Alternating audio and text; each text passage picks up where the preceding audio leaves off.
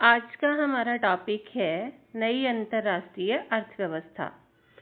वर्तमान अर्थव्यवस्था को दो भागों में बांटा जा सकता है।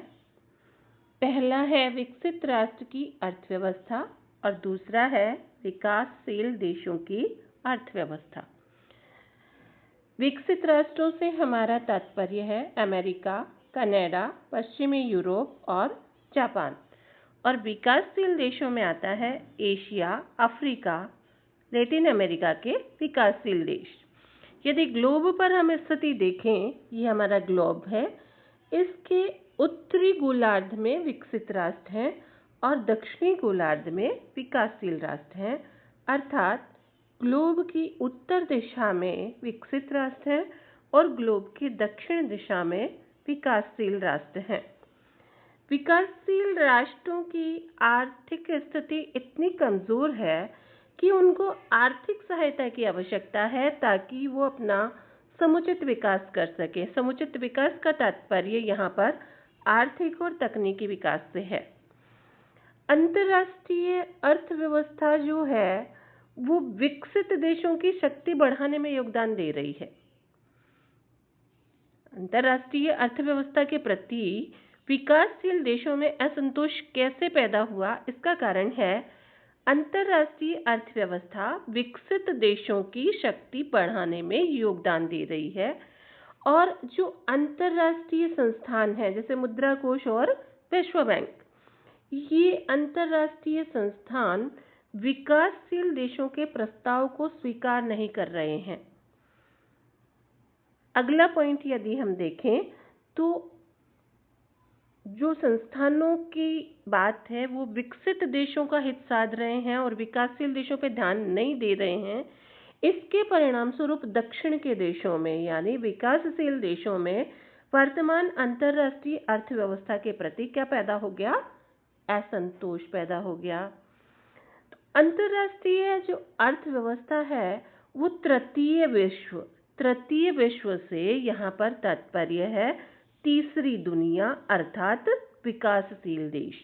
इनकी हानि की चिंता नहीं करके किसकी चिंता करता है? विकसित राष्ट्रों की चिंता करता है और उनकी आवश्यकताओं और हितों को पोषित करता है।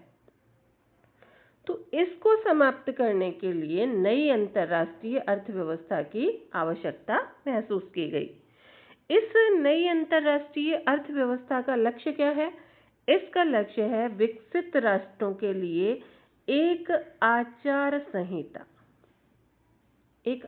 संहिता बनाई जाए जिसके नियमों का पालन विकसित राष्ट्र भी करें और कम विकसित राष्ट्रों के उचित अधिकारों को मान करके अंतर्राष्ट्रीय अर्थव्यवस्था को सबके लिए समान और न्यायपूर्ण बनाना है।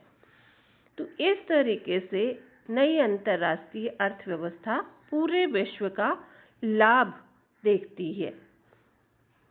अतः नई अंतर्राष्ट्रीय अर्थव्यवस्था का अर्थ है विद्यमान अंतर्राष्ट्रीय अर्थव्यवस्था तथा अंतर्राष्ट्रीय संस्थानों। अंतर्राष्ट्रीय संस्थान कौन से हो गए? विश्व बैंक और मुद्रा कोष। इनमें पाई जाने वाली असमानता और असंतुलन को समाप्त करना और जो विश्व की आय और संसाधन है उनका न्यायपूर्ण तथा समान बंटवारा करना जिससे विकसित और तृतीय विश्व यानी विकासशील देश साथ साथ विकास कर सके, इनका समान विकास हो सके। तो अंतर्राष्ट्रीय अर्थव्यवस्था की आवश्यकता क्यों पड़ी ये हम पढ़ चुके हैं। इनको फिर से समराइज करते हैं कि वर्तमान व्यवस्था जो है अंतर्राष्ट्रीय आर्थिक अर्थव्यवस्था जो है वो अन्याय और भेदभाव पर आधारित है।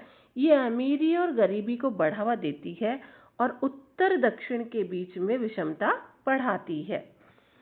विश्व बैंक और अंतर्राष्ट्रीय मुद्रा कोष और उसके जो संस्थान हैं उनके जो सहायता कार्यक्रम होते हैं उसमें अमेरिका का सीधा हस्तक्षेप होता है, अर्थात जैसा अमेरिका चाहता है वैसा ही होता है। विकासशील देश यदि कोई प्रस्ताव इनको देते हैं तो उनकी उपेक्षा की जाती है। इससे आर्थिक उपनिवेशवाद के बढ़ने का खतरा पैदा हो गया है। इन्हीं कारणों से नई अंतर्राष्ट्रीय आर्थिक अर्थव्यवस्था की आवश्यकता महसूस की गई।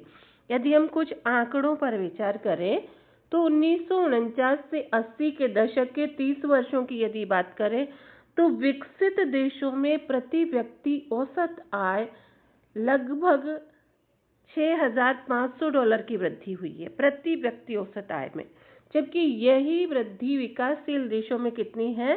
प्रति व्यक्ति $80 है। ये बहुत बड़ी असमानता है। यदि हम कुल उत्पाद की बात करें तो 1970 में विकासशील देशों का कुल उत्पाद केवल 15% था, जो 1980 में यानी अगले 10 सालों में कितना हो गया? 18 से 20% हो गया। 90 के दशक के थोड़े से जो अति विकसित देश थे उनकी कुल उत्पादन क्षमता थी 80%, यानी बहुत ज़्यादा असमानता है। विकसित देशों की उत्पादन क्षमता 80% है और विकासशील देशों की ये क्षमता केवल 20% है, जबकि 1980 के दशक के अंत में विश्व की कुल जनसंख्या का 67% कहाँ निवास करता है? विकासशील देशों में निवास करता है, अर्थात जनसंख्या ज़्यादा है और विकास कम है। यदि हम कृषि उत्पादों की बात करें तो विश्व कृषि उत्पादन का केवल 38% विकासशील देशों में होता है, जबकि विकासशील देशों को क्या कहा जाता है? विकासशील देशों को कृषि प्रधान देश कहा जाता है, अर्थात वहाँ कृषि मुख्य व्यवसाय के रूप में अपनाया गया है। विकासशील देशों की यदि हम कुल औद्योगिक क्षमता देखें तो वो केवल 10% है और विकसित देशों की कितनी है? 90% है। ये भी बहुत ज़्यादा असमानता है। 1990 के आरंभ में यदि कुल निर्यात देखें तो विकासशील देशों का निर्यात केवल 22% है और विकसित देशों का निर्यात 78% है। ये भी एक बहुत बड़ी असमानता है। तो इन सब आंकड़ों से स्पष्ट होता है कि विकासशील देशों की संख्या और जनसंख्या, विकासशील देशों की संख्या भी ज़्यादा है और उनकी जनसंख्या भी ज़्यादा है, लेकिन उनकी आय, कृषि उत्पाद, औद्योगिक क्षमता, उत्पाद और उनका निर्यात ये विकसित देशों से बहुत कम है। इस प्रकार विकासशील देश एक तरह से कैसा जीवन यापन कर रहे हैं? दयनीय जीवन यापन कर रहे हैं, बहुत ज़्यादा गरीबी है। और विकसित देश उनको क्या मानते हैं? विकसित देश विकासशील देशों को केवल कच्चे माल की आपूर्ति करने वाला देश ही मानते हैं। इस भेदभावपूर्ण व्यवस्था का समाधान क्या है? इसका समाधान है नई अंतर्राष्ट्रीय अर्थव्यवस्था। इसलिए विकासशील देशों ने इस नई अंतर्राष्ट्रीय अर्थव्यवस्था को लागू करने का समर्थन